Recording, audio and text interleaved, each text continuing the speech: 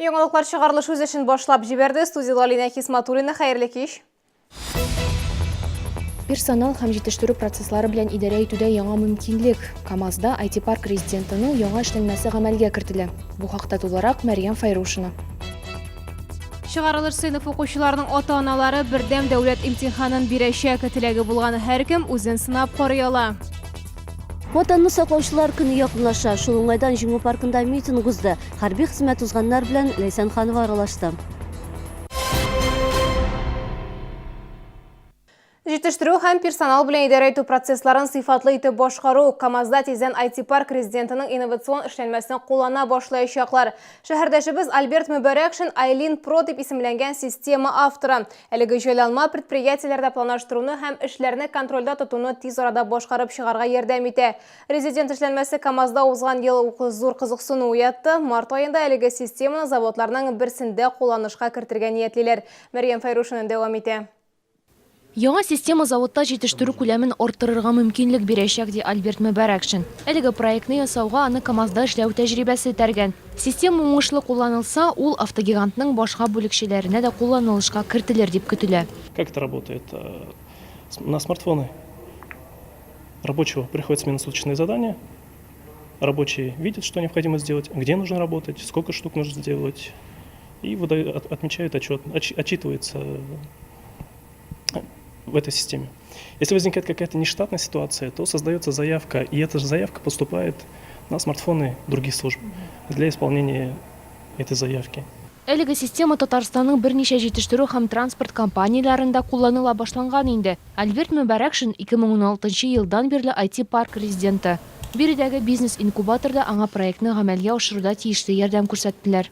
Бизнес-инкубатор создает условия для начинающих предпринимателей, при которых они, тратя минимальное количество денег и усилий, могут достигать своих бизнес-целей. Это достигается тем, что мы выделяем рабочие места.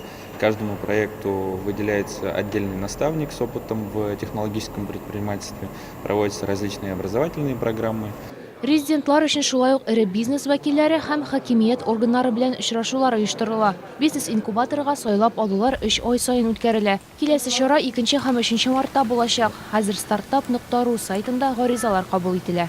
Мәрьям Файрушина, Динар Солтанов, Яңалыклар. Шалоның күп функцияле үзәкләрендә тагын бер яңа хезмәт күрсәтелә башлады. Хәзер анда салым түләүченең шәхси номерын яисә ИНН таныклыгын алырга мөмкин. Әлеге документны шулай ук югалтканнан, бузганнан соң торгызырга яисә фамилияны үзгәрткәннән соң алыштырып була. Моның өчен күп функцияле үзәккә паспорт белән килеп гариза язарга кирәк. Таныклыкны яңадан алган очракта 300 сум күләмендә дәүләт салымын түлисе булачак. Документ 7 эш көне дәвамында әзер була. 26 февральдә Чаллы ата-аналар тарафынан бердәм дәүләт имтиханы бирүнең бердәм көне дип исемләнгән Бөтен Россия акциясына кушылачак. Бу көнне чыгарылыш сыйныф укучыларының әти-әниләре процесс белән җентекләп таныша алачак. Ишектән керүдән алып планы Канинди паста белән ничек язарга кирәклегендә үзләре сынап караячак. Исегезгә төшерәм, әлеге чара 2017 елдан бирле оештырыла. Быел анда катнашырга 60лап кеше теләк белдергән иде. Чара 53-нче мәктәптә уздырыла, иртәнге 8дә башланып китәчәк. Ата-аналар белән бергә парта артына шәһәрнең мәгариф идарәсе башлыгы Венер Харисов та утырачак.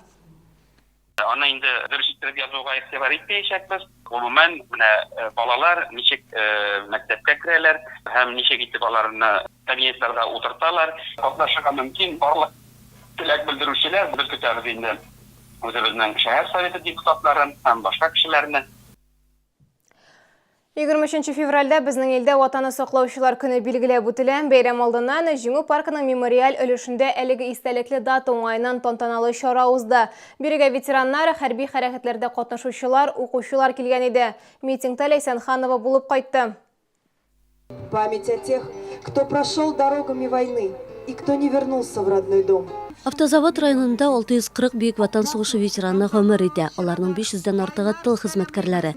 23 февраль ватанны саклаучылар көне алдыннан илне яклаучыларга тагын бер кат рәхмәт сүзләрен җиткерделәр. Яшь буынга ватанпәрвәрлек турында сөйләделәр.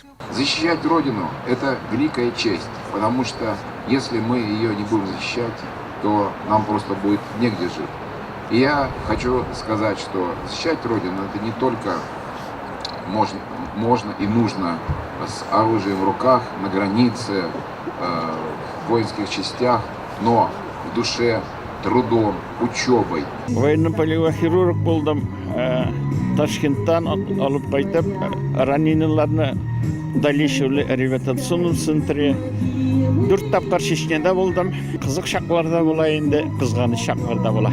Шәһәрдә хәрби хәрәкәтләрдә катнашучыларны, ветераннарны, солдат аналарын җыеп берләштереп торучы иҗтимагый оешма эшли.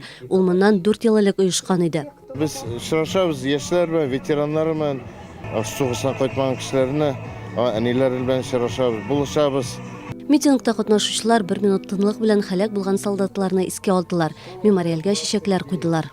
Митингның җиңү паркында үткәрелүе икеләтә истәлекле, бирдә ватан каһарманнарына багышланган бюстлар урын алган. Җиңү символын белдерүче танклар да бар. Алар барысы да безгә тынычлыкның никадәр мөһим икәнлеген тагын бер кат искәртеп тора. Ләйсән Ханова, Фәнис Ихсанов, Яңалыклар. Теманы дәвам итеп, 23 февральне кемдер армия хезмәтендә булганы яки хәрби көчләрдә эшләүче ир-атлар бәйрәме буларак кабул итә. Ләкин бик күпләр өчен ул чын ир-егетләр бәйрәме булып санала. Безнең сораштыру күрсәткәнчә, ватанны саклаучылар көне шәһәрдәшләр өчен иң мөһим бәйрәмнәрнең берсе. Ватанны саклаучылар көне 23 февраль бәйрәме ул армияда булып, армияда булмаганнарның гына көне түгел, безнең бөтен ирләрнең, олыларның да, кичеләрнең дә бәйрәме ул. Безнең дөньяда тынычлык булырга тиеш, күк йөзендәге кояш яктырып торсын, бөтенегезне бәйрәм белән. Кому-то это надо, кому-то это не нужно. То есть, но все равно призывать нужно всех. Армия дает многое, то есть ты увидишь все, то есть того, что нету у нас здесь. Мужчина обязательно должен послужить, он чувствует себя мужчиной, как-то придает уверенности в себе, в своих силах. Обязательно должен служить.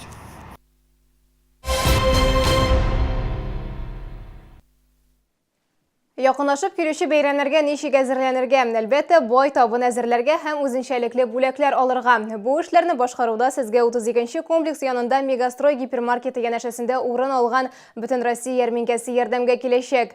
Биредә Россиянең төрле төбәкләреннән 70-тән артык предприятие һәм җитештерүче үз продукцияләрен тәкъдим итә.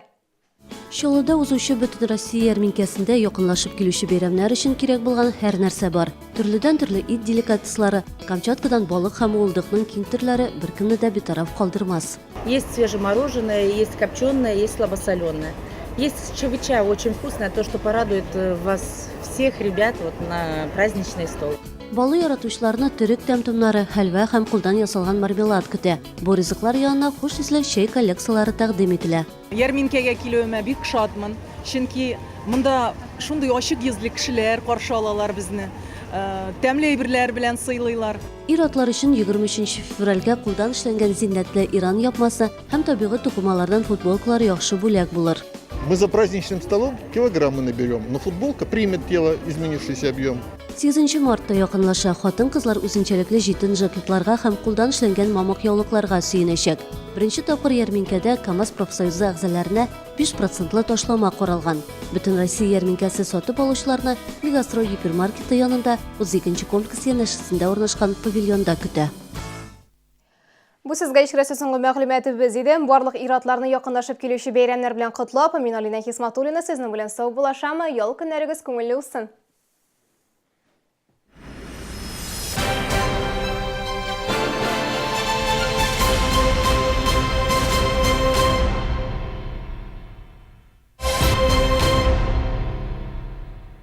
Время собирать гостей. Скоро праздник. Для вас вкусные угощения и подарки. Оцените широкий выбор товаров. С 20 по 24 февраля всероссийская ярмарка в Набережных Челнах. Павильон у гипермаркета «Мегастрой» рядом с 32-м комплексом. Всегда вкусно, красиво, уютно.